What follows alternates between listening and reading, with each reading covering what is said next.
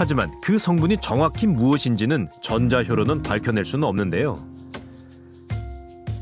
이장우 사장은 전자혀가 찾아낸 맛이 무엇인지 알 것도 같답니다. 이게 측에서 재판부에 마지막에 제출했던 곰탕류 품질 열과 보고. 라면 회사가 유명 곰탕집들의 곰탕을 분석한 뒤 작성한 보고서. 그런데 그 내용을 보면 이장우 사장의 곰탕이 유독 감칠맛이 우수하고 콜라겐 함량이 높다고 평가되어 있습니다. 부장이 전화가 와서 very nice, 정말 흠이 잡을 수 없을 만큼 너무 완벽한 음식이다.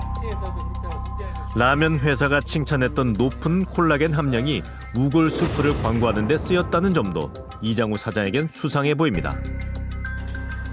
콜라겐 함량이 유독 높고 인공 조미료 없이도 기막힌 감칠맛을 내는 곰탕. 그 이유가 정확히 무엇인지는 이장우 사장 역시 알지 못합니다. 여기서 1차 시키고 또 숙성할 거는 2차 시켜서 이것이 숙성실로 들어가야 되는 거죠. 여기도요? 네. 다만 어머니에게 물려받은 조리 과정 속에서 그 비밀스런 맛이 탄생했을 거라고 추정할 뿐입니다. 꺼내서 그 제품 그 분석을 해서 차별화된 부분이 확실히 나온 부분을 파악을 했기 때문에 그 기술을 응용을 해서 얼마든지 자기들 방식대로 그것을 인용할 수 있다고 저는 믿고 있는 거죠, 지금도. 이장우 사장의 추측처럼 라면 회사가 그의 곰탕을 연구하던 중 맛의 비밀을 찾아냈던 걸까요?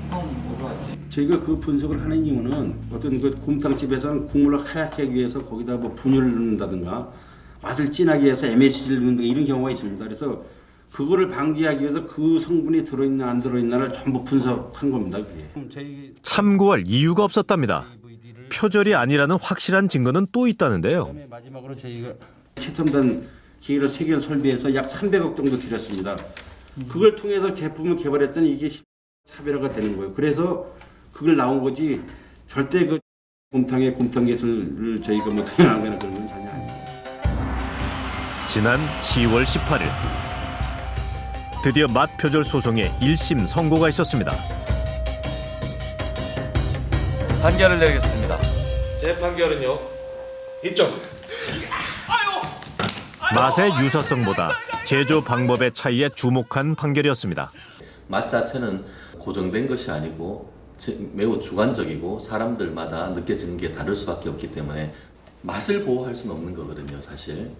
그 맛을 내는 방식을 보호를 하는 거지. 말씀드렸듯이 법은 주관적인 맛보다 판정이 가능한 객관적인 제조 공정에 무게를 둘 수밖에 없다는 건데요.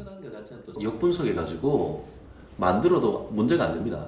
그 비법이 뭔지를 몰랐는데 그거를 알아낸 거지. 그럼 거기에 플러스해서 또 다른 어떤 맛이 또 다른 기술이 나올 수 있거든요. 그렇기 때문에 역분석을 불법이라고 하진 않는 거예요. 어머니의 유산과도 같은 맛. 그 맛을 지키기 위한 자신의 노력을 몰라주는 세상이 이장우 사장은 원망스럽답니다. 가마솥의 그 불꽃은 50년이 넘게 계속 이어졌던 거죠. 그 속에서 얼마나 우여곡절이 많았겠습니까? 제가 돈이나 아니면 어거지를 쓴다 이런 그 부분을 저는 지금 저 개인적으로는 감당하기가 너무 힘들어요. 라면 회사와 손잡을 날을 기대하다 모든 것을 잃었다고 말하는 이장우 사장. 그래도 꼭 지키고 싶은 하나가 있답니다. 항소를 준비하는 것도 그 때문이라는데요. 정말 그동안 제가 지켜온 부분을 그 역사 속에 갖고 있는 그 원칙이 나는 언젠가는 인정을 받을 거라고 생각하고 그렇게 하고 있는 겁니다. 그가 정말로 인정받고 싶은 건 맛 자체가 아닌 건지도 모릅니다. 곰탕 나가세요. 맛을 찾아낸 어머니의 정성과 맛을 이어온 자신의 신념, 그리고 앞으로도 그 맛을 지켜가야 할 아들의 미래를 존중받고 싶은 것일 텐데요. 그것은 꼭 법의 심판대에서만 가능할까요? 오해를 풀고 서로를 이해하고 더 나아가 화해하는 일. 그것은 뜨끈한 곰탕 한 그릇을 두고 마주한 밥상에서도 충분히 가능한 일일 겁니다.